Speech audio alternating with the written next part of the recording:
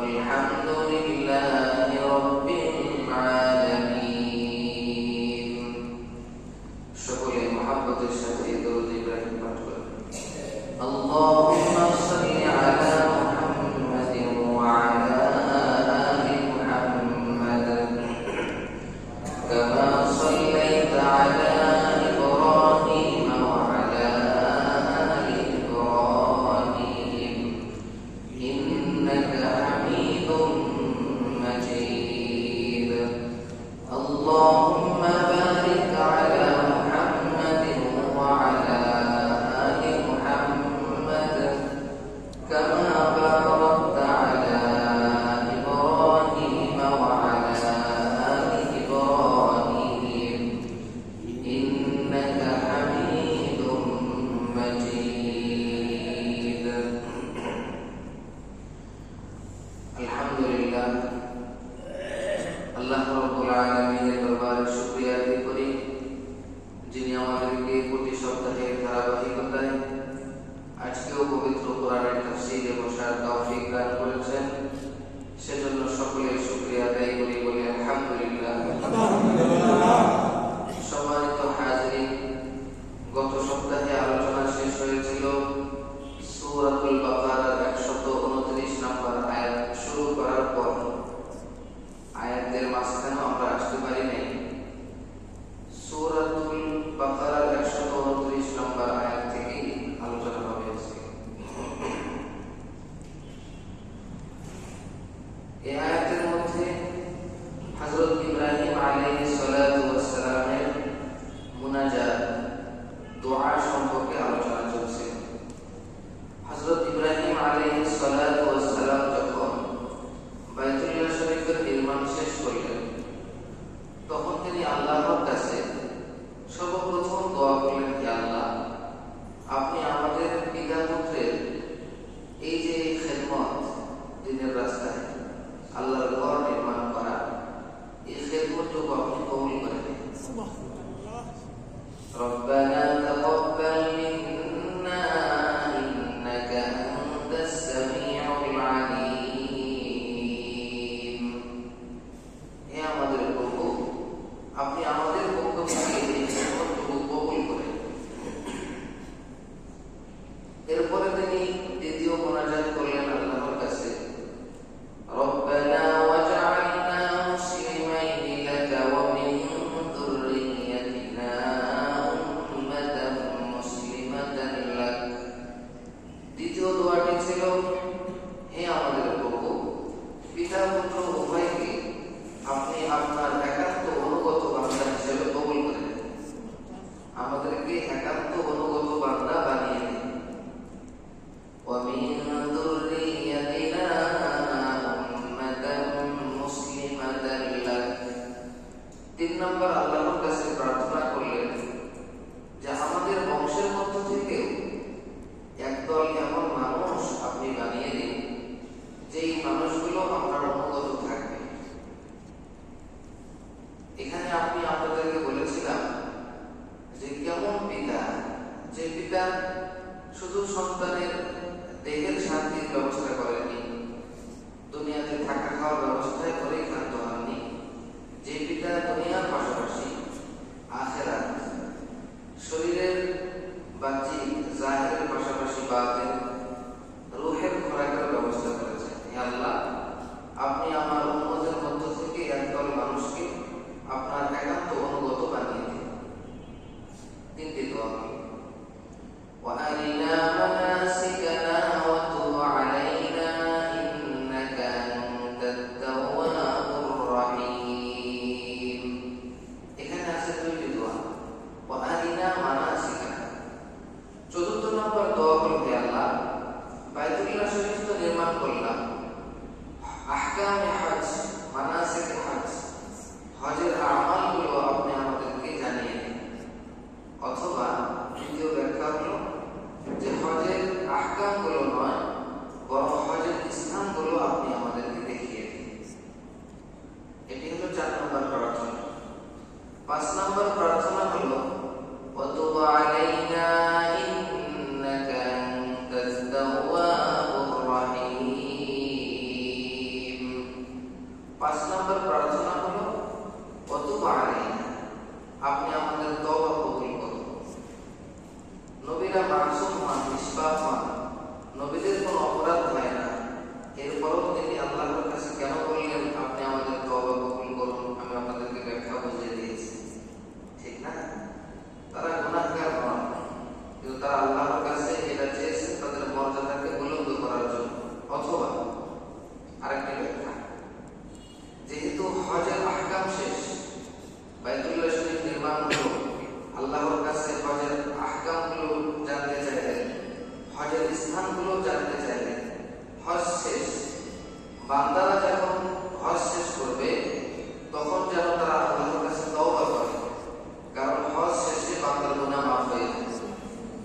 এই জন্য ইব্রাহিম আলাইহিস সালাম আমাদেরকে শিক্ষা দিলেন যে আমার পরে যত আমার সন্তানরা উম্মতরা দুনিয়াতে আসবে, তারাও যেন হজ করার পরে আল্লাহর কাছে তওবা করে। ওয়াতুব আলাইনা ইন্নাকা আনতাত তাওয়াবুর রহিম, এভাবে কি করলেন? আল্লাহর কাছে তওবা করলেন।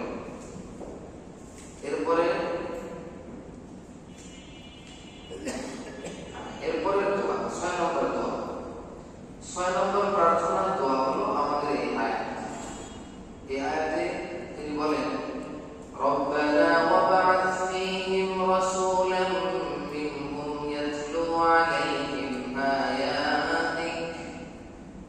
এখানে ইব্রাহিম আলাইহিস সালাম আল্লাহর কাছে প্রার্থনা করলেন, হে আমাদের প্রভু, আপনি আমার এই বংশের মধ্যে এদের মধ্য থেকে একজন রাসূল প্রেরণ করুন।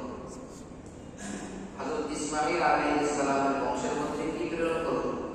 একজন রাসূল প্রেরণ করুন, যে রাসূল দুনিয়াতে এসে 4টি কাজ করবে। কয়টি কাজ? 4টি।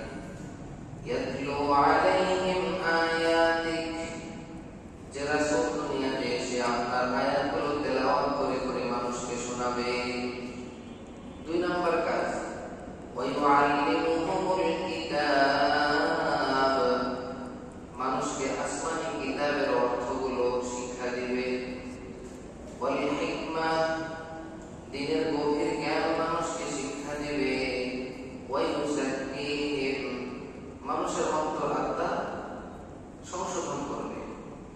ইন্নাকা আনতাল আজিজুল হাকীম, নিশ্চয় আপনি পরাক্রমশালী প্রজ্ঞা। এই হলো আয়াতের অর্থ। গত সপ্তাহে আপনাদেরকে বলেছিলাম যে নবী দুনিয়াতে আসবেন হযরত ইব্রাহিম আলাইহিস সালামের দোয়ার বদৌলতে হযরত মুহাম্মদ সাল্লাল্লাহু আলাইহি ওয়াসাল্লাম তার বংশে এসেছেন। তবে কয়টি কাজ নিয়ে? 4টি। প্রথম কাজ হলো তেলাওয়াত। আল্লাহ রাব্বুল আলামিনের আয়াতগুলো তেলাওয়াত করে করে মানুষকে শোনাবে। তেলাওয়াতের ব্যাখ্যা আমি আপনাদের করেছিলাম। তেলাওয়াত কাকে বলে? তেলাওয়াত বলা হয় পদাঙ্ক অনুসরণ করা। যে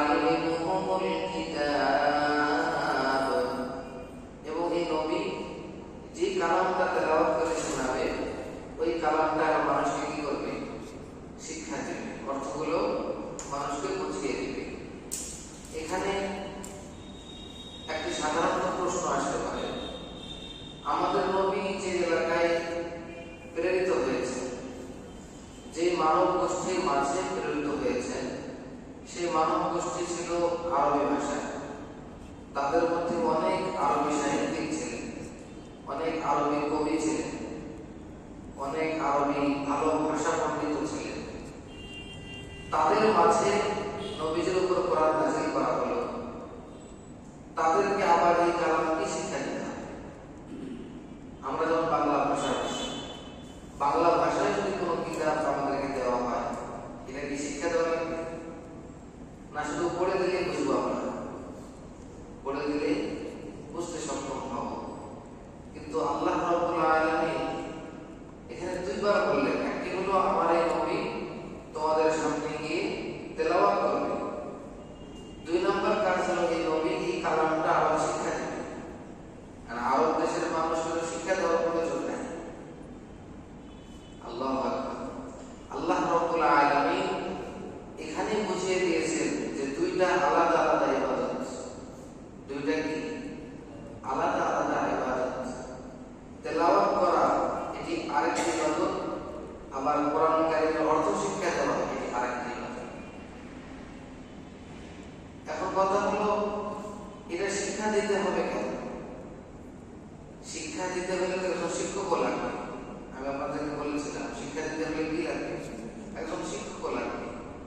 পৃথিবীর কোন বিদ্যা, আমি আপনাদের গত সপ্তাহে একটা উদাহরণ দিয়েছিলাম, যে ব্যক্তি ইংরেজি ভাষা জানে, আমি বলেছিলাম যে হোমিওপ্যাথিকের যে মূল বই এটাও ইংরেজি ভাষায়, এলোপ্যাথিক চিকিৎসার যে মূল বই সেটাও কি ইংরেজি ভাষায়। তো ইংরেজি ভাষা যে ভালো পারে তার কাছে গিয়ে কেউ কি হোমিওপ্যাথিক শিক্ষা লাভ করবে? অথবা ডাক্তারি বিদ্যা অর্জন করতে তার কাছে ভর্তি হবে কেউ? কার কাছে হবে? ইংরেজি ভাষা জানলেই হবে না, ইংরেজি ভাষা জানার পাশাপাশি ওই ব্যক্তিকে হোমিওপ্যাথিক কিংবা এলোপ্যাথিক বিষয়ের উপরে পাণ্ডিত্য অর্জন করতে হবে। তবেই সে কি হতে পারবে? হোমিওপ্যাথিক চিকিৎসার শিক্ষক হতে পারবে, এলোপ্যাথিক চিকিৎসার কি হতে পারবে? শিক্ষক হতে পারবে। শুধু ভাষা জানলে হবে না। এজন্য আমার নবী মুহাম্মদ সাল্লাল্লাহু আলাইহি ওয়াসাল্লামকে আরবের মানুষ যদিও আরবি ভাষা পারে, আরবের মানুষ যদিও আরবি ভাষার কবি সাহিত্যিক সব ঠিক আছে, তথাপিও তাদের কাছে এই কালামুল্লাহ শরীফ কেউ শিক্ষা করতে যাবে না। আবু লাহাবের কাছে কেউ কোরআনুল কারীম শিক্ষা করতে যাবে না, আবু জেহেলের কাছে কেউ কোরআনুল কারীম শিক্ষা করতে যাবে না। কেন যাবে না? এই জন্য যাবে না যেহেতু আবু লাহাব, আবু জেহেল তারা কালামুল্লাহ শরীফের পণ্ডিত না, ইসলামের শিক্ষায় শিক্ষিত না। ইসলামের শিক্ষায় শিক্ষিত এরকম একজন ব্যক্তি আছেন, তিনি হলেন তৎকালীন হযরত মুহাম্মদ মুস্তাফা সাল্লাল্লাহু আলাইহি ওয়াসাল্লাম। এই জন্য অন্য শিক্ষা অর্জন করতে যেমন ভাবে সে শিক্ষায় শিক্ষিত হতে হয়, ইসলামী শিক্ষা যার কাছে শিখবেন সে ব্যক্তিও ইসলামী শিক্ষায় কি হতে হবে? শিক্ষিত হতে হবে। তবে সব শিক্ষাই সব শিক্ষিত মানুষের কাছে যাওয়া যাবে না। একমাত্র শুধুমাত্র কেবলমাত্র সেই শিক্ষকের কাছে যেতে হবে যিনি আল্লাহ রাব্বুল আলামিনের ওহীর মাধ্যমে সরাসরি আল্লাহর সঙ্গে কথা বলেন। তাহলে বোঝা গেল পবিত্র কালামুল্লাহ শরীফ যার কাছে শিক্ষা লাভ করব তিনি দুনিয়ার কোনো সাধারণ মানুষ নন, তিনি মহান আল্লাহ রাব্বুল আলামিনের অত্যন্ত নৈকট্যপ্রাপ্ত পবিত্র এক সন্তান, যে নবীর কোনো অপরাধ নাই, যে নবীর কোনো গুনাহ নাই, যে নবীকে কোটি কোটি কোটি কোটি মানুষের মধ্যে নির্বাচিত করে আল্লাহ তাআলা নবুয়ত দান করেছেন, তাকে রাসূল বানিয়েছেন। একমাত্র তার কাছে এই কিতাব শিক্ষা লাভ করতে হবে, অন্য কারোর কাছে শিক্ষা লাভ করা যাবে না। এরপরে পবিত্র কালামুল্লাহ শরীফ তেলাওয়াত করা একটি আলাদা ইবাদত, কালামুল্লাহ শরীফের অর্থ শিক্ষা করা, বোঝা এটি আরেকটি ইবাদত। আচ্ছা, এই হিসাবে আমরা উসুলে ফিকহ, ইসলামিক ফিকহের যে মূলনীতি এখানেও আমরা দেখতে পাই আল কুরআন হুয়া আন-নাযম ওয়াল মা'না জামিআ। ইসলামিক ফিকহ যে আছে, ইসলামিক ফিকহের মূলনীতিতে দেখা গেল যে পবিত্র কোরআন কাকে বলে? পবিত্র কোরআন বলা হয় আন-নাযম ওয়াল মা'না, শব্দ এবং অর্থ উভয়টাকে কোরআন বলে। শব্দকে কোরআন বলে, অর্থকেও কোরআন বলে। অর্থকে বাদ দিয়ে শুধু শব্দ এটাও কোরআন নয়, শুধু শব্দ অর্থ ছাড়া এটাও কোরআন নয়। কোরআনুল কারীমের শব্দ এবং অর্থ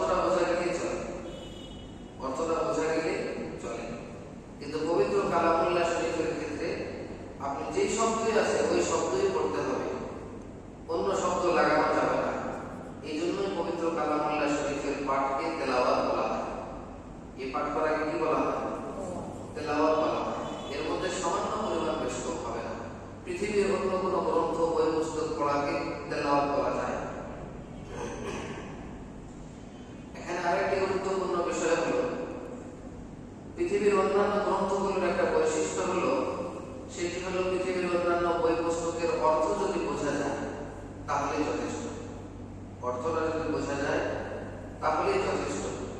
শব্দ কোন দিকে যায় যায়। যেমন বাংলা ভাষা যদি কেউ অর্থ করে উর্দু ভাষায় কিংবা আরবি ভাষায়, ইংরেজি ভাষায়, চায়না ভাষায়, বিভিন্ন ভাষায় যদি বাংলা বইয়ের একটি অর্থ করা হয়, তাহলে সেটাকে বলবে এটা হলো ওই উর্দু ওই বইটা,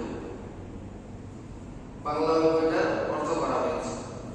কিন্তু পবিত্র কালামুল্লাহ শরীফের যদি আপনি বাংলা করেন, তর্জমা করেন, ইংরেজিতে, উর্দুতে, বাংলাতে, শুধু আলাদা তর্জমা করেন, এই তর্জমাটাকে কেউ কোরআন বলবে না। কি বলবে না? কোরআন বলবে না। এমনকি ওলামায়ে কেরাম পবিত্র কালামুল্লাহ শরীফের আরবি যে তেলাওয়াতকৃত অংশগুলো আছে, আরবিগুলো ব্যতীত শুধু অর্থ করাকে নিষেধ করেছে। আমি কি বোঝাতে পারছি?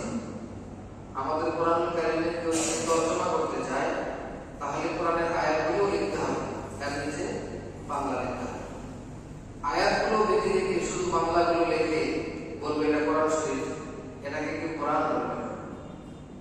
পবিত্র কালামুল্লাহ শরীফের আয়াত বাদ দিয়ে যদি শুধু বাংলা পড়ে কেউ নামাজ পড়ে, তার নামাজ জায়েজ হবে না। কালামুল্লাহ শরীফের অর্থ উর্দু ভাষায় করেছে, ইংরেজি ভাষায় করেছে, অন্যান্য পৃথিবীর অন্যান্য ভাষায় করেছে, সেই ভাষা দিয়ে নামাজ পড়লে নামাজ হবে না, সেটাকে কোরআনও বলবে বলবে না। তাহলে এক নম্বর সেটাকে কোরআনও বলবে না, দুই নম্বর ওই অর্থ দিয়ে নামাজ পড়লে নামাজও হবে না। নামাজ পড়তে হবে কি দিয়ে? এই আরবি আয়াত দিয়ে। অর্থ দিয়ে পড়লে কি হবে না? নামাজ হবে না। যেমন ধরুন আলহামদুলিল্লাহ রাব্বিল আলামিন বললেন না, বললেন সমস্ত প্রশংসা সে আল্লাহর জন্য, যিনি জগৎ সমূহের পালনকর্তা, পরম করুণাময় দয়ালু, বিচার দিবসের মালিক। আমরা তোমারই ইবাদত করি, তোমার কাছে সাহায্য চাই। হে প্রভু, আমাদেরকে সরল পথ দেখান, তাদের পথ যাদেরকে আপনি পুরস্কৃত করেছেন, তাদের পথ নয় যাদেরকে আপনি পুরস্কৃত করেন নাই, এবং তারা গোমরাহ অথবা অপকৃত, তারা গোমরাহকারী ভ্রান্ত দল। আমি আল্লাহ কবুল করো। সূরা ফাতিহা তো পড়ে ফেললাম। এভাবে পড়লে কি নামাজ হবে? এভাবে পড়লে নামাজ হবে না। তাহলে এক নম্বর, কোরআনুল কারীমের আয়াত ছাড়া শুধু তর্জমা করলে, একটা বই লিখলে ওটাকে কোরআন বলবে না। দুই নম্বর, অর্থ দিয়ে নামাজ পড়লে নামাজ হবে না। তিন নম্বর, পবিত্র কালামুল্লাহ শরীফের এই শব্দগুলো যদি বাদ দেন, তাহলে ইসলামের হুকুম আহকাম থাকবে না।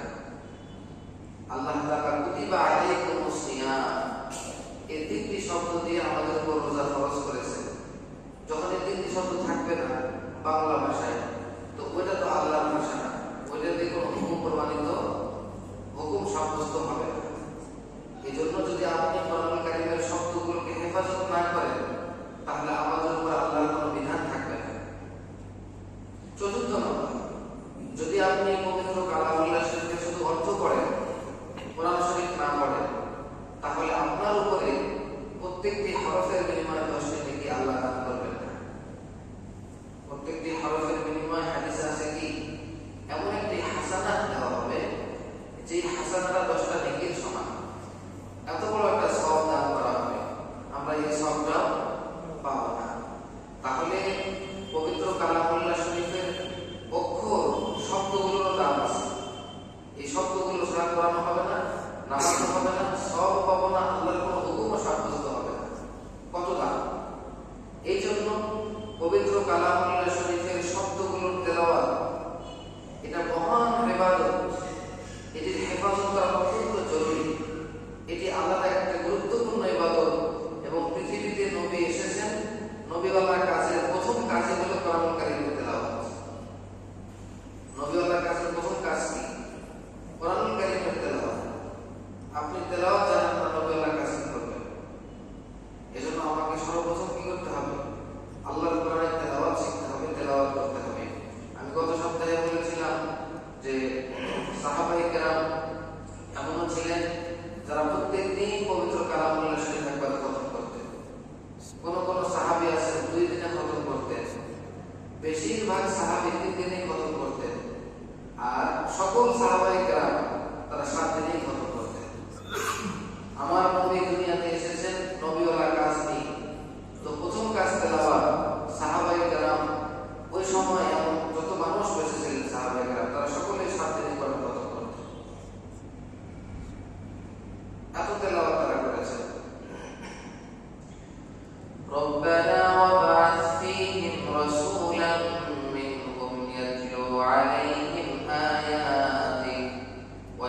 ويعلمهم الكتاب والحكمة হে আমাদের প্রভু আপনি তাদের বংশের মধ্যে তাদের মধ্য থেকে একজন রাসূল প্রেরণ করুন যিনি তাদের সামনে আপনার আয়াতগুলো তেলাওয়াত করে করে মানুষকে শোনাবে ওয়ায়ুআল্লিমুহুমুল কিতাবা ওয়াল হিকমা তাদেরকে কিতাব এবং হিকমত শিক্ষা দান করবে কিতাব এবং হিকমত শিক্ষা দান করবে তাহলে কোরআনুল কারীমের তেলাওয়াত আলাদা ইবাদত অর্থগুলো শিক্ষা করা আলাদা ইবাদত বুঝা গেছে তো ভাই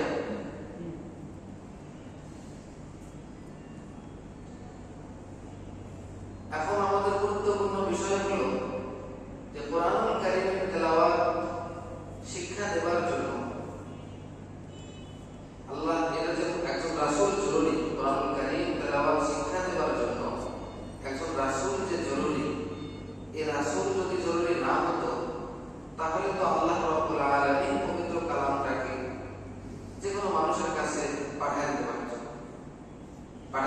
না কোনো না কোনো ভাবে আল্লাহ তাআলা আসমান থেকে একটা কিতাব নাযিল করতে পারতেন কিন্তু আল্লাহ তাআলা কি সাধারণ ভাবে নাযিল করেছেন না পৃথিবীর সূচনা থেকে হযরত আদম আলাইহিস সালাম থেকে আমাদের নবী পর্যন্ত আল্লাহ তাআলার দ্বীন প্রতিষ্ঠা করার একটি মাত্র নিয়ম সেটি হলো আল্লাহ তাআলা একজন পয়গম্বর পাঠিয়েছেন এবং সেই পয়গম্বরকে আল্লাহ তাআলা একটা আসমানী কিতাব দান করেছেন এই পয়গম্বর আল্লাহর পাঠানো এই রাসূল আল্লাহর পাঠানো এই কিতাব এই দুটার মাধ্যমে পৃথিবীতে ইসলাম দ্বীন প্রতিষ্ঠা হয়েছে এবং পৃথিবীর সূচনা থেকে এটা হয়েছে আমাদের শেষ নবী মুহাম্মদ সাল্লাল্লাহু আলাইহি ওয়াসাল্লাম যখন দুনিয়াতে এসেছেন তখনও তিনি পয়গম্বর হিসেবে এসেছেন আল্লাহ তাআলা তার কাছে একটি কিতাব নাযিল করেছেন এই কিতাব এবং এই রাসূল এই দুইটার মাধ্যমে পৃথিবীতে দ্বীন প্রতিষ্ঠা হয়েছে এজন্য রাসূল খুব প্রয়োজন রাসূল ছাড়া কি হবে দ্বীন শিক্ষা করা যাবে না ওয়ায়ুআল্লিমুহুমুল কিতাবা ওয়াল হিকমা রাসূল কারীম সাল্লাল্লাহু আলাইহি ওয়াসাল্লাম নবী হয়ে দুনিয়াতে এসেছেন এর দুই নম্বর কাজ হলো কিতাব শিক্ষা দেওয়া এখন তিন নম্বর কাজ হলো হিকমত শিক্ষা দেওয়া হিকমত শব্দের অর্থ হলো কৌশল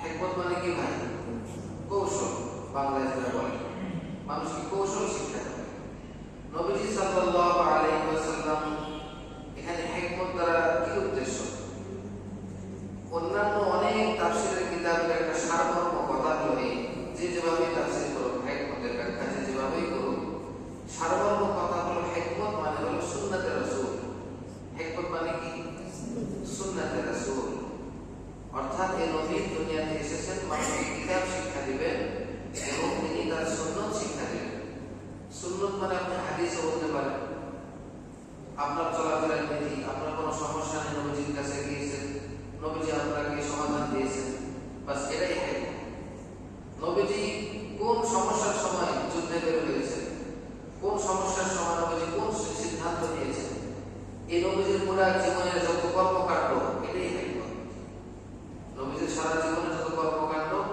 এটাই হলো হিকমত তাহলে ওয়ায়ুআল্লিমুহুমুল কিতাবা ওয়াল হিকমা এই নবী দুনিয়াতে পাঠানোর পরে তিনি মানুষকে কিতাব শিক্ষা দিবেন এবং হিকমত শিক্ষা দিবেন হিকমত কি পয়গম্বরানা উসুল পয়গম্বরানা আদাব একজন নবীর কি নীতি থাকতে পারে একজন নবীর কি আদব থাকতে পারে এই আদবটা তিনি মানুষকে শিক্ষা দিয়ে সে শিক্ষায় মানুষকে কি করবেন শিক্ষিত করবেন মানুষকে চালাবেন একটা সুন্দর সমাজ আমাদের নবীজি আমাদের সামনে উপহার দিয়ে গিয়েছে এভাবে এরপরে আসুন চতুর্থ নম্বর ওয়ায়ুযাক্কিহিম নবীওয়ালা কাজের 4 নম্বর কাজ হলো তিনি মানুষের অন্তরাত্মাকে পরিশুদ্ধ করবেন ওয়ায়ুযাক্কিহিম এর তাজকিয়া শব্দ থেকে এসেছে তাজকিয়া মানে পরিষ্কার করা কি পরিষ্কার করবে দিল পরিষ্কার করবে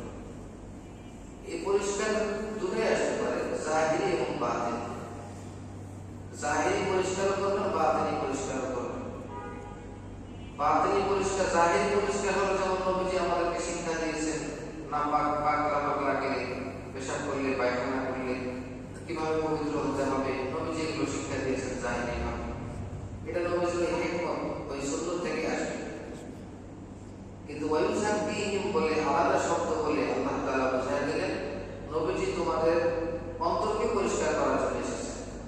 সর্বপ্রথম মানুষের ভিতরে যে বড় নাপাকি থাকে সেটা হলো কুফর এবং শিরকের নাপাকি। কুফর, শিরক এবং খারাপ আকীদা, আল আকাইদুল ফাসিদা, খারাপ এবং ফাসিদ আকীদা, যেগুলো শুদ্ধ আকীদা নয়, অশুদ্ধ আকীদা, এই আকীদাগুলোকে সংশোধন করবেন। এরপরে নবীজি মানুষের ভিতরে হিংসা থাকে, বিদ্বেষ থাকে, তাকাব্বুর থাকে, লোভ লালসা থাকে, এই বিষয়গুলো থেকে নবীজি মানুষের দিলকে পরিষ্কার করার জন্য তিনি এসেছেন। তার নবীজির 4 নম্বর কাজ কি? মানুষের অন্তরাত্মাকে পরিষ্কার করা। আপনারা একটু মুখস্থ করে নেন। নবীজির 1 নম্বর কাজ তেলাওয়াত করা। কি করা? 2 নম্বর কাজ কিতাব শিক্ষা দেওয়া। 3 নম্বর কাজ সুন্নাত শিক্ষা দেওয়া, যেটাকে হিকমত বলা হয়। 4 নম্বর কাজ অন্তরকে পরিশুদ্ধ করা, অন্তরকে পরিশুদ্ধ করা। তার নবীজি দুনিয়াতে এসেছেন মূল 4টি কাজ নিয়ে। কয়টি কাজ? 4টি কাজ।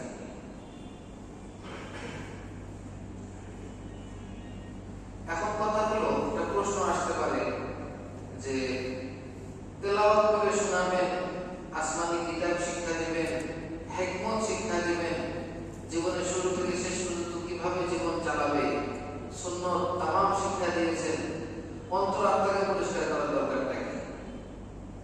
এই প্রশ্নের উত্তর হলো যে একটি মানুষ আক্ষরিক জ্ঞান অর্জন করে যেমন এভাবে পরিপূর্ণ হতে পারে না, কথা বুঝছেন? আক্ষরিক জ্ঞান অর্জন করে যেমন এভাবে একটি মানুষ পরিপূর্ণ হতে পারে না, ঠিক তেমনি ভাবে সকল যে কোনো বিষয়ে জ্ঞান শিক্ষা করে মানুষ পরিপূর্ণ হতে পারে না। আপনি বলুন তো, একটি মানুষ ইঞ্জিনিয়ারিং পড়ে বড় ইঞ্জিনিয়ার হয়ে গেল, ডাক্তারি পড়ে বড় ডাক্তার হল, সে কি কাঙ্ক্ষিত পরিপূর্ণ মানুষ হতে পেরেছে? না। কাঙ্ক্ষিত পরিপূর্ণ মানুষ তখনই হবে যখন তার অন্তরাত্মা পরিশুদ্ধ হবে। আপনি অনেক বড় হয়েছেন, আপনার দিল পরিষ্কার হয় না, আপনার ভিতরে অহংকার, তাকাব্বুর, মানুষকে মানুষই মনে করেন না। আপনি যত বিদ্যা অর্জন করেন, আপনি এখনো কাঙ্ক্ষিত পরিপূর্ণ মানুষ হতে পারেন না। এই জন্য এখানে তাফসীরের কিতাবের মধ্যে লিখছে, যতক্ষণ পর্যন্ত কোনো বড় বুজুর্গের হাতে হাত রেখে সে মানুষ নিজের অভ্যাসকে চেঞ্জ করতে না পেরেছে, নিজেকে ওই বুজুর্গের হাতে সঁপে দিয়ে নিজেকে সংশোধন করতে না পেরেছে, ততক্ষণ পর্যন্ত সে মানুষ কাঙ্ক্ষিত মানুষ হতে পারে। আপনি একা অন্তর পরিষ্কার করতে পারবেন না, আপনাকে অন্তর পরিষ্কার করার জন্য কারো কাছে যেতে হবে। এই জন্য তাফসীরের মধ্যে ব্যাখ্যা দিয়ে লেখা থাকে, পরিপূর্ণ ব্যাখ্যা করে লেখা থাকে। যতক্ষণ পর্যন্ত কোনো শায়েখ, কোনো মুরব্বির কাছে না গেছে, উস্তাদের কাছে না গেছে, শায়েখের কাছে না গেছে, ততক্ষণ পর্যন্ত আপনার মন পরিষ্কার হবে না। আপনি একা পারবেন না। যদি একাই পারা যেত তাহলে আল্লাহ রাব্বুল আলামিন রাসূল প্রেরণ করতেন না। রাসূল প্রেরণ করে শিক্ষা দিয়েছেন যে ওনারই কাজ তেলাওয়াত করে, কিতাব শিক্ষা দিয়ে, হিকমত শিক্ষা দিয়ে আবার তোমাদের অন্তরাত্মাকে পরিশুদ্ধ করে দেবে। রাসূল প্রেরণ করে আল্লাহ বুঝিয়ে দিয়েছেন যে মুরব্বি লাগবে, উস্তাদ লাগবে। আচ্ছা, এইখান থেকে আমরা একটা চিকন কথা বের করতে পারি। এখান থেকে কি করতে পারি? চিকন কথা বের করতে পারি। সেটি হলো মানুষের হেদায়েতের জন্য এবং মানুষের অন্তরাত্মার পরিশুদ্ধির জন্য তাহলে পৃথিবীতে কয়টা জিনিস জরুরি? মানুষের হেদায়েতের জন্য, মানুষের অন্তরাত্মার পরিশুদ্ধির জন্য তাহলে কয়টা জিনিস জরুরি হয়? 2টা জিনিস জরুরি। একটি হলো আল্লাহ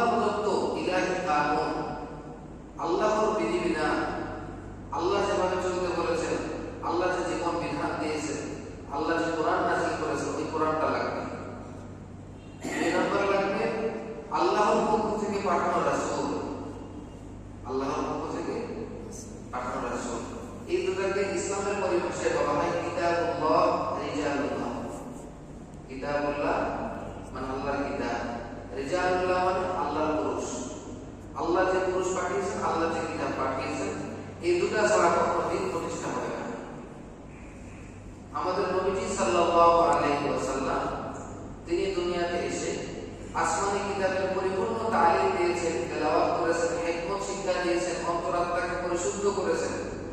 এটা করার কারণে আল্লাহ রাসূল সাল্লাল্লাহু আলাইহি ওয়াসাল্লাম তৎকালীন যুগে সাহাবায়ে কেরামের একটি এমন দল, সাহাবায়ে কেরামের এমন একটি সমাজ দিয়ে গিয়েছিল পৃথিবীবাসীর কাছে, এমন পর্যন্ত এরকম সুন্দর জামাত, এরকম সুন্দর দল আর কোনোদিন আসবে নাকি? যাদের সম্পর্কে পবিত্র কালামুল্লাহ শরীফে আয়াত নাযিল হয়েছে, ওয়াল্লাযীনা মা'আহু আশিদ্দাউ 'আলাল কুফফার রুহামাউ বাইনাহুম তারাহুম রুক'আন সুজ্জাদা ইয়াবতাগুনা ফাদলান মিনাল্লাহি ওয়া রিদওয়ানা সীমাহুম ফি ওজুহিহিম মিন আথারিস সুজুদ। নবীজি মুহাম্মদ সাল্লাল্লাহু আলাইহি ওয়াসাল্লাম তিনি আসমানি কিতাবের তালিম এবং হিকমত শিক্ষাদান এবং অন্তরাত্মাকে পরিশুদ্ধ করার মিশনের মাধ্যমে এমন সাহাবায়ে কেরাম দুনিয়াতে তিনি রেখে গেছেন, যাদের সম্পর্কে কোরআনে আয়াত নাযিল হয়েছে যে তারা নবীজির শিক্ষা এমন ভাবে ধারণ করেছে, তাদের সামনে পৃথিবীর কোনো শক্তিকে শক্তি মনে হয় না। তাদের নাম শুনলে বুকে কাঁপন ধরে গেছে। কি ইসলাম তারা শিক্ষা লাভ করেছে! শুধু কি তারা বীর বাহাদুর ছিল? বীর বাহাদুরের পাশাপাশি তারাও রুক'আন সুজ্জাদা ইয়াবতাগুনা ফাদলান মিনাল্লাহি ওয়া রিদওয়ানা। দিনের রাতে যখন দেখবেন সাহাবায়ে কেরাম রুকু করতেছে অথবা সিজদায় আছে, ইয়াবতাগুনা ফাদলান মিনাল্লাহি ওয়া রিদওয়ানা, আল্লাহর কাছে তারা অনুগ্রহ এবং আল্লাহর সন্তুষ্টি তলব করছে। যেমন বুজুর্গ, অন্তরাত্মা পরিষ্কার, ইখলাস ওয়ালা, তিনি সেরকম মুসলমানের মতো মুসলমান, পৃথিবীর কোনো কাফেরকে ভয় পায় না, পরোয়া করে না। এরকম একটি জামাত, এরকম একটি বীর বাহাদুর জামাত, এরকম একটা বুজুর্গদের জামাত নবীজি রেখে গেছেন দুনিয়াতে। এই জন্য নবীজি সাল্লাল্লাহু আলাইহি ওয়াসাল্লামের এই হিদায়াত এখনো অটুট আছে। আল্লাহ তাআলা আসমানি কিতাব আছে, আর আসমানি কিতাব নবীর কাছ থেকে সাহাবী শিক্ষা করেছেন, সাহাবীর কাছ থেকে তাবেঈ শিক্ষা করেছেন, তাবেঈর কাছ থেকে তাবেঈন শিক্ষা করেছেন, তাবেঈনের পর থেকে সাধারণ মুসলমান উলামায়ে কেরাম তারা শিক্ষা লাভ করছেন। তাদের কাছ থেকে তাদের ছাত্র, তাদের কাছ থেকে তাদের ছাত্র, শিখতে শিখতে শিখতে শিখতে এই যে সনদের ধারাবাহিকতা, আমার ওস্তাদ একজন, তার ওস্তাদ একজন, তার ওস্তাদ একজন, এভাবে করতে করতে হযরত মুহাম্মদুর রাসূলুল্লাহ সাল্লাল্লাহু আলাইহি ওয়াসাল্লাম পর্যন্ত এই ইলমের একটা সনদ আছে। এই ইলমের ধারাবাহিকতায় আপনি যদি শিক্ষা লাভ করেন, ওই নবীজির শিক্ষাটাই পেয়ে যাবেন এবং ওই আসমানি কিতাব আজও দুনিয়াতে অবশিষ্ট আছে। এই জন্য আজকের দুনিয়াতে অত বেশি বোঝা দরকার নেই। ইসলাম বোঝার জন্য অত বড় পণ্ডিত হওয়ার দরকার নেই। ইসলাম বোঝার জন্য আপনি বর্তমান জামানার হক্কানি আলেমের কাছে যান, তার কাছে যান, তার কাছে সেই মুহাম্মদুর রাসূলুল্লাহ থেকে ওই সনদ, ওই ধারাবাহিকতা চলে আসছে, ওই ব্যাখ্যা, ওই কিতাব সব কিছু আপনি পেয়ে যাবেন।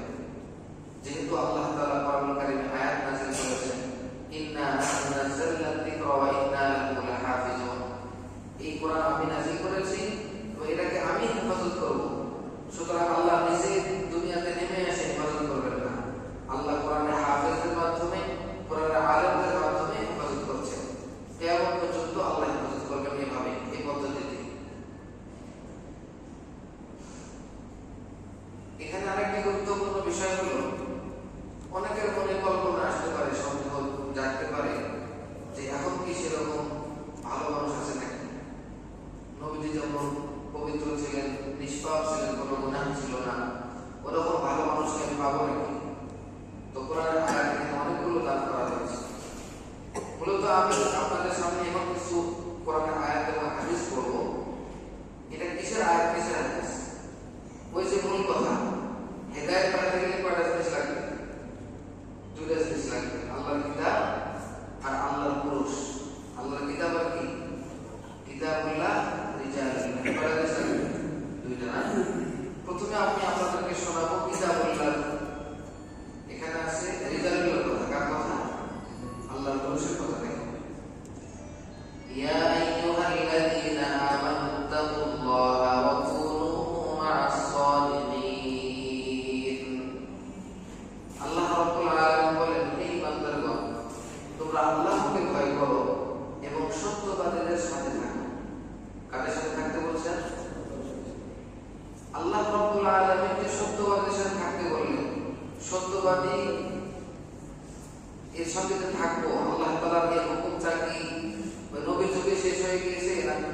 কিয়ামত পর্যন্ত আল্লাহর এই হুকুমটা থাকবে।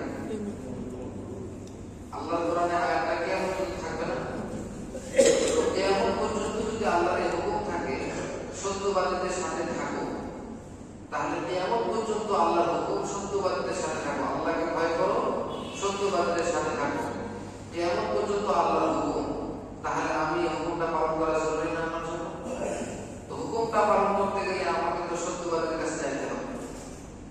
সত্যবাদী কি আছে? আল্লাহর হুকুম যেহেতু কিয়ামত পর্যন্তর জন্য যে সত্যবাদীদের সাথে থাকো, সুতরাং কিয়ামত পর্যন্ত সত্যবাদী দুনিয়াতে থাকবে। কিয়ামত পর্যন্ত সত্যবাদী ব্যক্তি দুনিয়াতে থাকবেই। আপনি যদি বলেন আজকে দুনিয়াতে ভালো মানুষ পাই না, ভালো আলেম পাই না, ভালো হুজুর পাই না, আপনার চোখে ভালো না হতে পারে, বাকি ভালো আছে দুনিয়াতে। কারণ আল্লাহর হুকুম, আল্লাহকে ভয় করো, সত্যবাদীদের সাথে থাকো, কিয়ামত পর্যন্ত এই হুকুমটা চলবে। তো কিয়ামত পর্যন্ত সত্যবাদীদের নাই থাকতো, আল্লাহ তো মিথ্যা কথা বলতেন। আল্লাহ কি মিথ্যা কথা বলতেন? বলতেন না। আচ্ছা, 2 নম্বর আয়াত, উলাইকা আল্লাযীনা সাদাকু ওয়া উলাইকা হুমুল মুত্তাকুন। তারাই হলো সত্যবাদী, যারা হলো তাকওয়াবান। সত্যবাদীর পরিচয় কি ভাই? আল্লাহ বলেন উলাইকা আল্লাযীনা সাদাকু ওয়া উলাইকা হুমুল মুত্তাকুন। তারাই সত্যবাদী যারা আল্লাহকে ভয় করে। তাহলে আমরা সত্যবাদী খুঁজতে যাব ওই ব্যক্তিকে যে ব্যক্তি আল্লাহকে ভয় করে, নাফরমানিমূলক কাজ থেকে বেঁচে থাকে, আল্লাহর হুকুমগুলো পালন করার চেষ্টা করে। আচ্ছা, এখন কথা হলো এই ব্যক্তিগুলোকে আমি চিনব কি করে? এই ব্যক্তিগুলোর কিছু পরিচয় কোরআনুল কারীমে তুলে ধরা হয়েছে। পবিত্র কোরআনুল কারীমের সারমর্ম হলো সূরা ফাতিহা। পুরা কোরআনুল কারীমের সারমর্ম কি ভাই? সূরাতুল ফাতিহা। সূরাতুল ফাতিহার মধ্যে গুরুত্বপূর্ণ পয়েন্ট হলো সিরাতুল মুস্তাকিম। গুরুত্বপূর্ণ পয়েন্ট কি? সিরাতুল মুস্তাকিম, সঠিক পথ, সরল পথ। হে আল্লাহ আমাদেরকে সিরাতুল মুস্তাকিম দেখা, সরল পথ দেখা, এটা হলো মূল পয়েন্ট। তো সঠিক পথ কোনটা? আল্লাহ তাআলা পরের আয়াতে বলেন সিরাতাল লাযীনা আন'আমতা আলাইহিম গায়রিল মাগদুবি আলাইহিম ওয়ালাদ-দাল্লিন। সরল পথ হলো ওই সকল ব্যক্তিদের পথ যাদেরকে আপনি পুরস্কৃত করেছেন, তাদের পথ নয় যাদের উপর আপনি রাগান্বিত এবং যারা নিজেরা গোমরা হয়েছে, পথভ্রষ্ট হয়েছে, তাদের পথ নয়। তাহলে সিরাতুল মুস্তাকিম কাদের পথ? যাদেরকে আল্লাহ পুরস্কৃত করেছেন। আল্লাহ কাদেরকে পুরস্কৃত করেছেন? এটা পবিত্র কালামের অন্য আয়াত থেকে দেখা যায়। ফাউলাইকা মা'আল্লাযীনা আন'আমা আল্লাহু আলাইহিম মিনাল নাবিয়্যিনা ওয়াস-সিদ্দীকিনা ওয়াশ-শুহাদা'i ওয়াস-সালিহিন।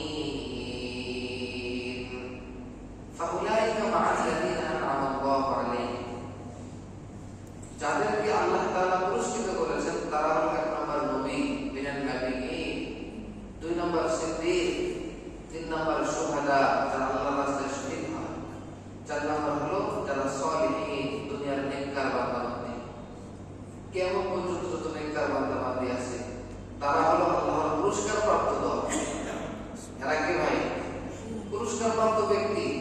আর এরা যেভাবে চলে ওটাই সিরাতুল মুস্তাকিম।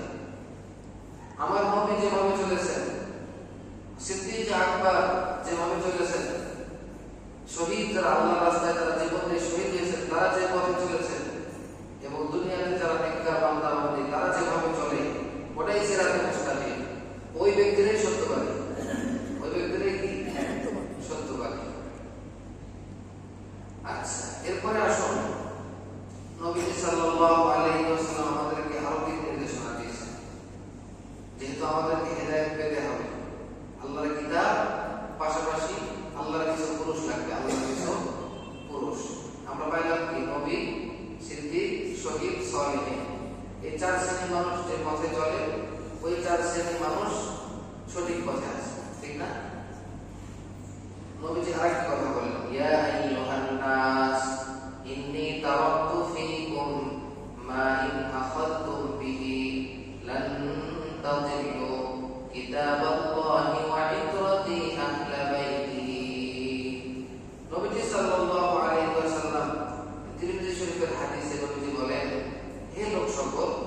আমি তোমাদের কাছে কিছু জিনিস রেখে যাচ্ছি, যতদিন পর্যন্ত তোমরা মজবুত ভাবে এই জিনিসগুলো ধরে রাখবে, ততদিন পর্যন্ত তোমরা কোশ্চেন কালেও বিভ্রান্ত হবে না, গোমরাহ হবে না। কয়টি জিনিস? কিতাব আল্লাহ, একটা কি? আল্লাহর কিতাব।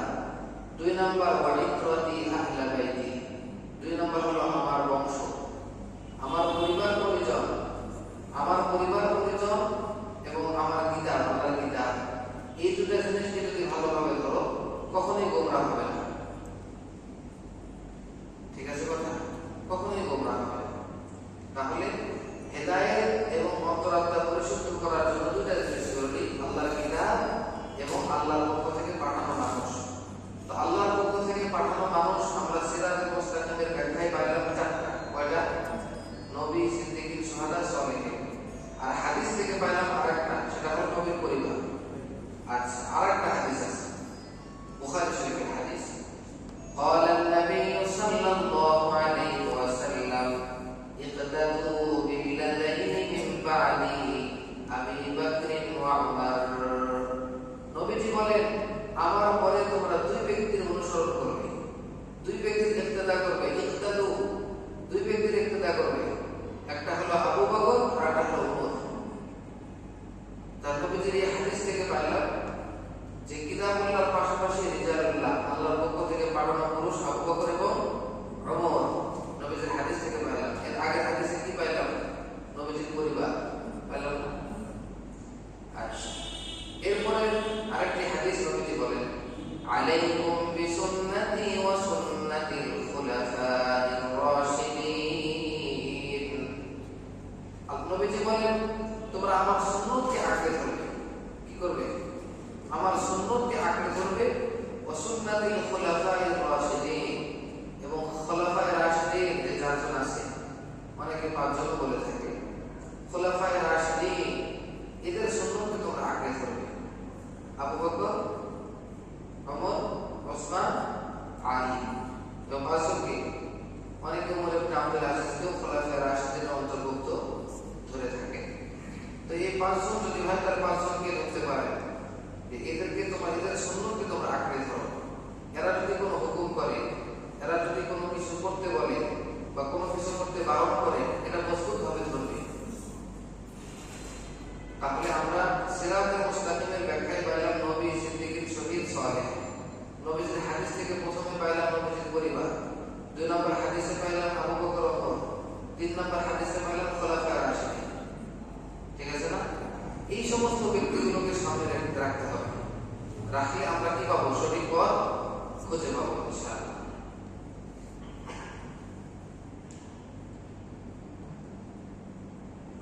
এখন আরেকটি প্রশ্ন এসে যায়।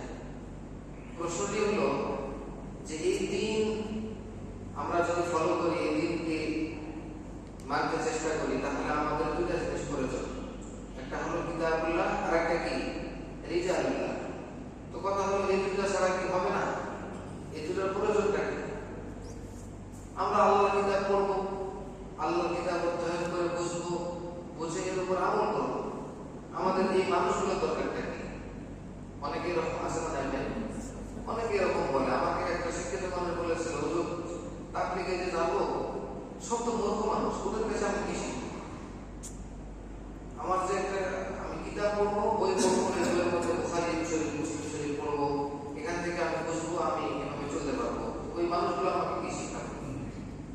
সাধারণ মানুষের ব্রেনে কি থাকে? বিভিন্ন ধরনের প্রশ্ন উদয় হয়। এই প্রশ্নগুলো মাঝে মাঝে আলেমদের কাছে কি করে নিতে হয়? ভেঙে নিতে হয়। তো আমি আপনাদের যে প্রশ্নের উত্তর দিই যে শুধু কিতাব পড়লে হবে না, একজন ব্যক্তির কাছে বুঝতে হবে। কেন? ওই যে একই উদাহরণ, সেটা হলো আপনি পুঁথিগত বিদ্যা, ডাক্তারি বিদ্যা অর্জন করেছেন, কিন্তু 1 বছর কি করেন না, আপনি ইন্টার্নি করেন নাই। নবীজি সাল্লাল্লাহু আলাইহি ওয়াসাল্লামের উপর আসমানি কিতাব নাযিল হয়েছে। এই কিতাবটা আপনি শুরু থেকে শেষ পর্যন্ত পড়েছেন, সমস্ত জ্ঞান আপনার মাথায়, কিন্তু নবীজি কিভাবে নামাজ পড়েছেন এই প্র্যাকটিক্যাল যদি না দেখেন, সূরা ফাতিহা থেকে সূরা নাস পড়বেন, 2 রাকাত নামাজ পড়তে পারবেন। আমি কি বুঝাতে পারছি? আপনি প্র্যাকটিক্যালি নামাজ কাকে বলে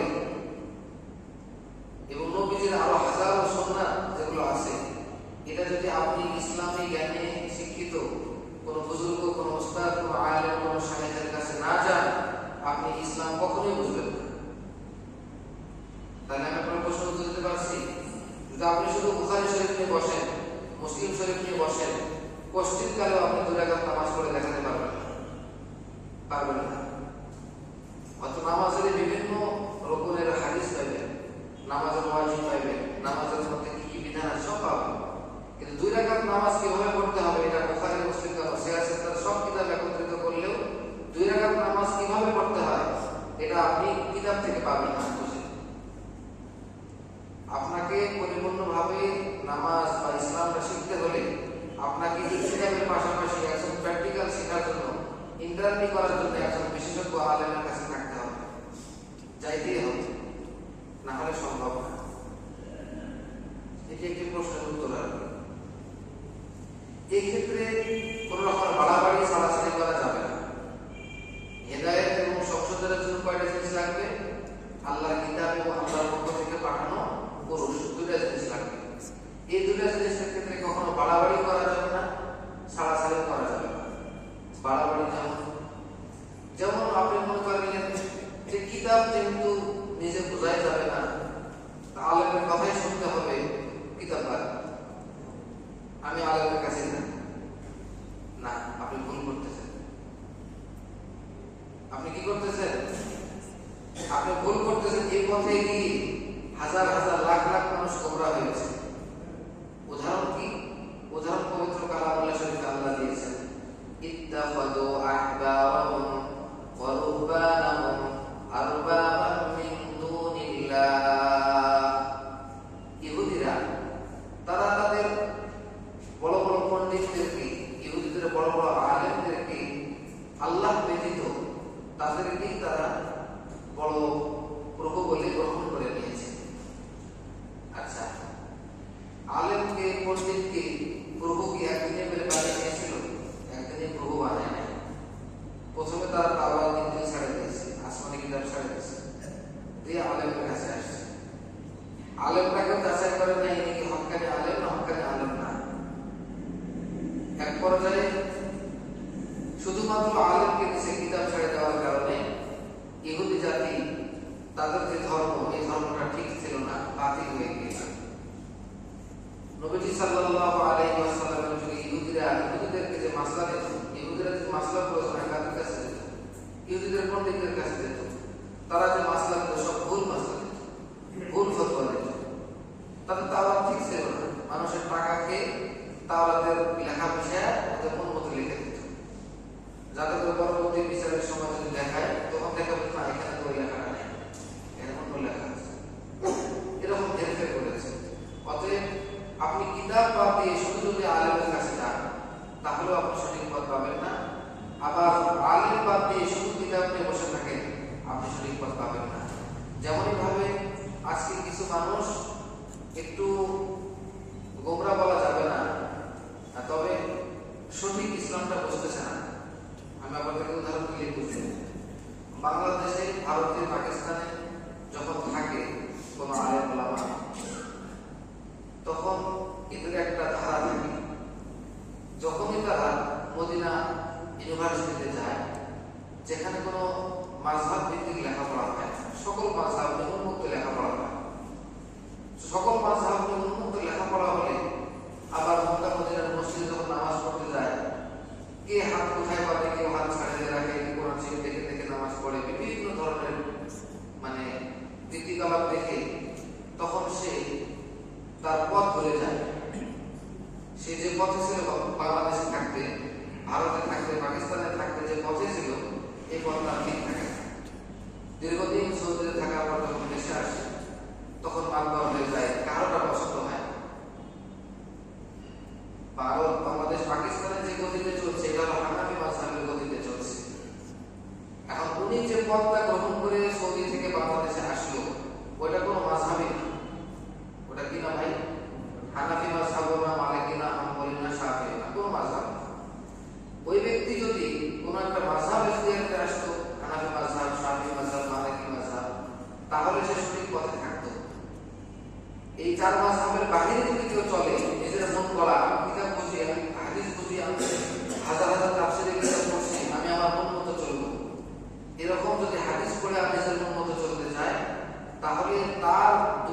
চলাটা আল্লাহর কাছে গ্রহণযোগ্য হবে কিনা এই ফতোয়া আমি দিলাম না, কিন্তু ওই ব্যক্তি এই চার মাযহাবকে ডিঙ্গিয়ে যাওয়ার মতো যোগ্যতা তার নাই। আজকের দুনিয়াতে ইমাম আবু হানিফা, ইমাম শাফি, ইমাম মালিক, ইমাম হাম্বল এদের থেকে উপরে যাওয়া সম্ভব, ওরা তো আর নবী ছিলেন না। এই চার ইমামের থেকে জ্ঞানের ক্ষেত্রে ডিঙ্গিয়ে যাওয়া সম্ভব, কিন্তু হবে না। কিন্তু কি হবে না ভাই? সম্ভব হবে না। যেহেতু সম্ভব হবে না, সেহেতু আপনি আপনার জ্ঞান দিয়ে ইমাম আবু হানিফা ছিল তাবেঈ। ইমাম আবু হানিফা কি ছিল? তাবেঈ কাকে বলে? সাহাবীর ছাত্র। ইমাম আবু হানিফা ডাইরেক্ট আনাস রাদিয়াল্লাহু আনহুর কাছে লেখাপড়া করেছে, আর হযরত আনাস রাদিয়াল্লাহু আনহু নবীজির 10 বছরের খাদেম। তাহলে ইমাম আবু হানিফা ছিলেন ডাইরেক্ট সাহাবীর ছাত্র, তাবেঈ। আজকে আপনি 1450 বছর পর আপনি তো ইমাম আবু হানিফা থেকে বেশি বুঝবেন না। উনি অনেক সাহাবীকে দেখেছেন, উনি সাহাবীর যুগ পেয়েছে, উনি নবীর কাছাকাছি যুগের মানুষ। ওই সময় ইসলাম যা ছিল 1450 বছর আগে অনেক পরিবর্তন হয়েছে। এই জন্য অনেক মানুষ আছে ওলামা বুজুর্গ ছেড়ে দিয়ে, মাযহাব ছেড়ে দিয়ে, মাযহাবের বড় বড় আলেমদেরকে ছেড়ে দিয়ে নিজের মন মতো যখন উন্মুক্ত লেখাপড়া করে কোন আলেম বাদ দিয়ে, এই ব্যক্তিটাও বিপদগামী হয়। কি হয়? গোমরা বলবো না, আমি আগে বলছি, বিপদগামী হয়। সঠিক পথে থাকতে পারে না। থাকতে পারে কে? যার একজন উস্তাদ সঠিক আছে। আপনি মানেন না যে মাযহাবের উস্তাদকে মানেন, কিন্তু মাযহাব ব্যক্তিকে আপনি ইমাম আবু হানিফা থেকে বেশি বোঝা সম্ভব না। 1450 বছর পরে এসে নিজেকে সালাফি দাবি করে, সালাফিদের অনুসরণ করা ভালো, সালাফিদের অনুসরণ করা অত্যন্ত ভালো, সমস্যা নেই, কিন্তু নিজেকে সালাফি দাবি করা বড় মুশকিল। আজকে তারা সালাফি দাবি করে, তারা সালাফি নয়। আমি কি বুঝতে পারছি? সালাফি দাবি করতে পারবে না, সালাফের অনুসারী বলতে পারবে, এর ক্ষেত্রটুকু বলতে পারবে।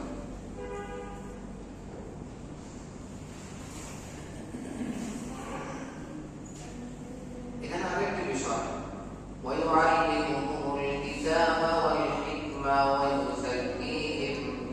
যে নবী দুনিয়াতে আসবেন, এই নবী মানুষকে কিতাব শিক্ষা দেবেন এবং মানুষকে হিকমত শিক্ষা দিবেন।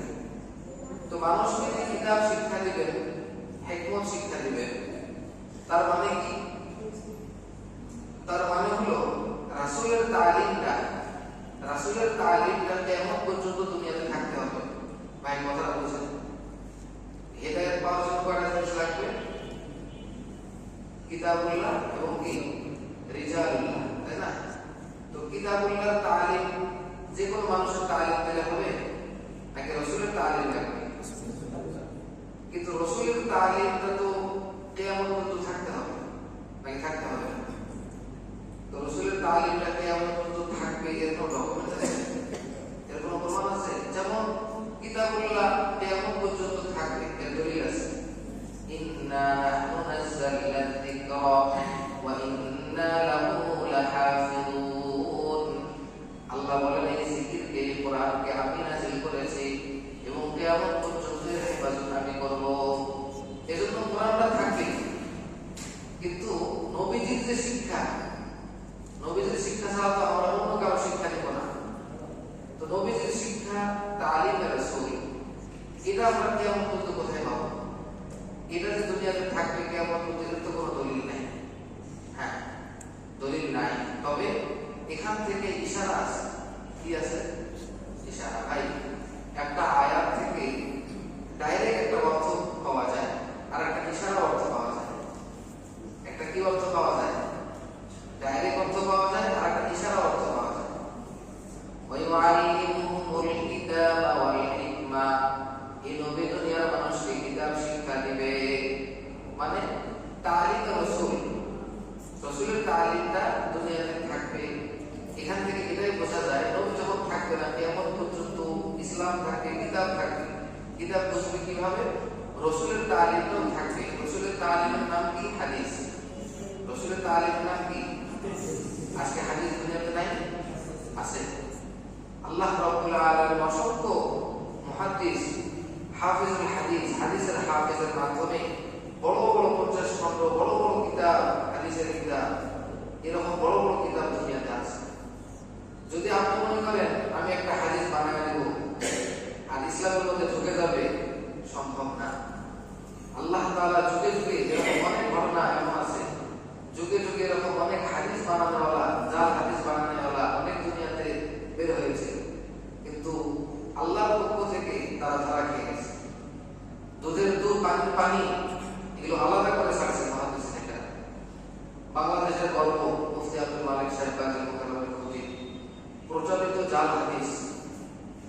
সব হাদিস নয়, এরকম তিনি প্রায় 2 ঘন্টা 4 ঘন্টা কিতাব ছাপিয়েছে। বাংলাদেশে অনেক মানুষ মনে করে এটা হাদিস, এটা হাদিস, বলা হাদিস। উনি একদম বালকে খাল নিকালকে, মানে মাথার চুলের মধ্যে এই চুলকে উনি বাছাই করতে করতে চুলের চামড়া বাইরে করে ছাড়ে দিচ্ছে, যে এটা হাদিস নয়। পৃথিবীর কোনো কিতাবে এই প্রমাণ নাই। এজন্য রাসূলের তালিম, রাসূলের হাদিসও কিয়ামত পর্যন্ত থাকবে। কিতাব যেমন থাকবে, রাসূলের তালিমটা কি থাকবে? কিয়ামত পর্যন্তই থাকবে। তাফসীর ভাঙা ভাঙা বলতেছি, গুরুত্বপূর্ণ এই জন্য। আপনাদের কি খারাপ লাগতেছে? আচ্ছা, এখন আসো ওয়ায়ুসার কি। আমাদের তো বুঝতে কিছু দিয়েছে, টাইম মতো হয়ে যাচ্ছে। ওয়ায়ুসার কি? আচ্ছা, এটা শুরু করার দরকার নেই, তবে একটু ইশারা দিয়ে দিই। সেটা হলো 4th নম্বর। নবীজি 4 নম্বর কাজটা কি ছিল? মানুষের অন্তরাত্মাকে পরিশুদ্ধ করা। অন্তরাত্মা পরিশুদ্ধ করার প্রয়োজনীয়তা কি? অন্তরাত্মা পরিশুদ্ধ করার তরিকাটা কি? অন্তরাত্মা পরিশুদ্ধ করার জন্য কি করতে হয়? এই জিনিসগুলো ইনশাআল্লাহ সামনে বলা হবে। আল্লাহ রাব্বুল আলামিন যতটুকু কথা বললাম, যারা শুনলো, আল্লাহ তাআলা ওদেরকে বোঝার এবং